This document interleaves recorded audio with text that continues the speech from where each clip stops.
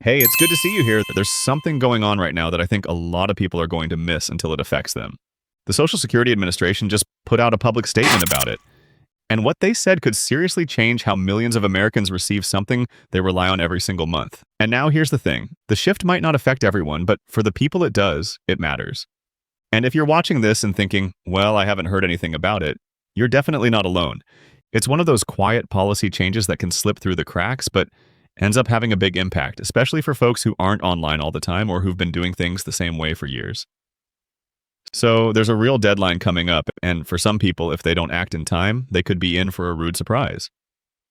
So here today, I'll explain exactly what's changing, why it's happening, and how to make sure you or your loved ones don't get caught off guard. But first, I'd love to hear from you. Have you or someone you know ever had a late check or trouble setting up direct deposit? Or maybe just felt unsure about switching to something new with your money? Share that in the comments. I think the more we talk about it, the more we can help each other out. And if staying informed and prepared is something you care about, go ahead and hit that subscribe button. That way you won't miss any updates like this one, especially the ones that don't always make the headlines but still affect your everyday life. All right, so here's what's actually going on. Starting September 30th, 2025, the federal government is officially ending the use of paper checks for Social Security benefit payments. That includes retirement, disability, and SSI. If you're someone who still receives a physical check in the mail, that's going to stop. And this isn't some rumor floating around. It's been confirmed directly by the Social Security Administration, and they've already started mailing out notices and including inserts with paper checks to alert people.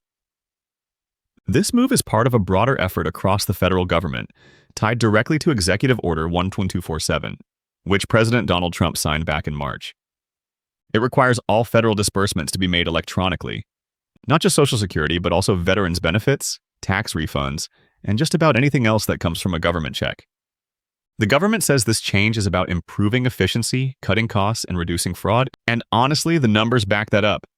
According to the Treasury, electronic payments are 16 times less likely to be lost, stolen, or tampered with compared to paper checks, plus they're way cheaper to process. Every paper check costs about 50 cents to send out, while an electronic payment comes in at just under 15. In 2024 alone, the federal government spent more than $650 million maintaining the systems and infrastructure to support paper checks. That's a lot of money that could probably be used elsewhere. But this isn't just about spreadsheets and savings. There's a human side to it too, because even though fewer than 1% of beneficiaries still get paper checks, that still adds up to over 500,000 people. And a lot of them are older adults, folks with disabilities, or people living in rural areas where digital banking just isn't part of daily life.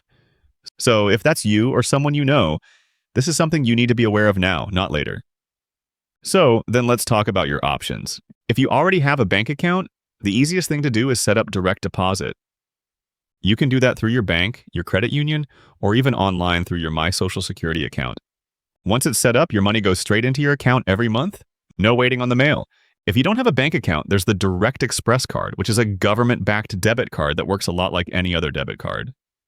Your benefits get loaded onto it automatically, and you can use it at stores, items online, pretty much anywhere.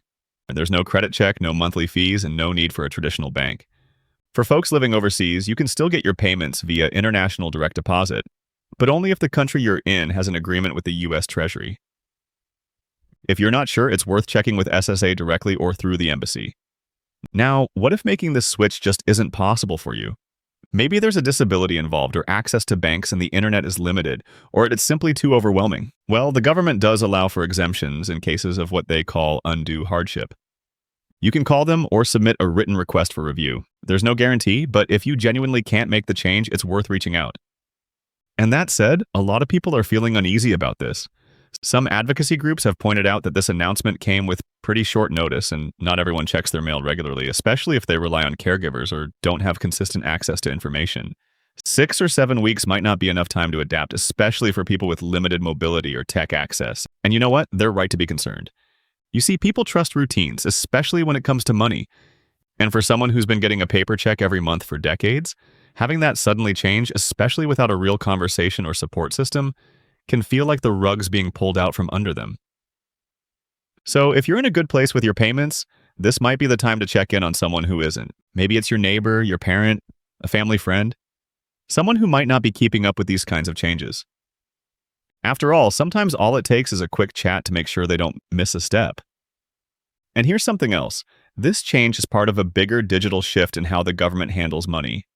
From student loans to tax refunds to VA payments, the push toward electronic transactions is only going to grow. It's more efficient, sure, but it also requires more digital literacy, and we're not all on the same page with that yet. According to the FDIC, the most common way adults aged 65 and older access their money is still through in-person banking. That means going to the teller, speaking with someone, having that human connection. So the challenge here isn't just making a change, it's making sure it's fair and accessible. And here's something else to think about. This change isn't just about payments. It's about how we adapt as a country. Technology is moving fast, and while that brings a lot of convenience, it also means we have to be extra mindful of the people who aren't as connected or comfortable with digital tools. Whether it's your parent, your neighbor, or even yourself, there's no shame in needing a little help making the switch. What matters is that we look out for each other and make sure no one falls through the cracks just because the system changed before they were ready. So what can you do right now? If you're still getting a paper check, don't wait. Call your bank. Visit SSA.gov or stop by a local field office and ask for help with the transition. The earlier you act, the less likely you'll experience delays in your benefits. And if you know someone who may not have heard about this, please pass this along. For the info, give them a call or even walk them through it if you can.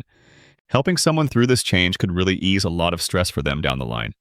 And now I want to hear from you. How do you feel about this shift? Do you think it's a smart step forward?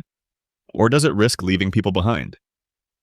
Drop your thoughts in the comments. I read everyone, and I think this is exactly the kind of thing we should be talking about. Take care of yourself. Check in on someone else too.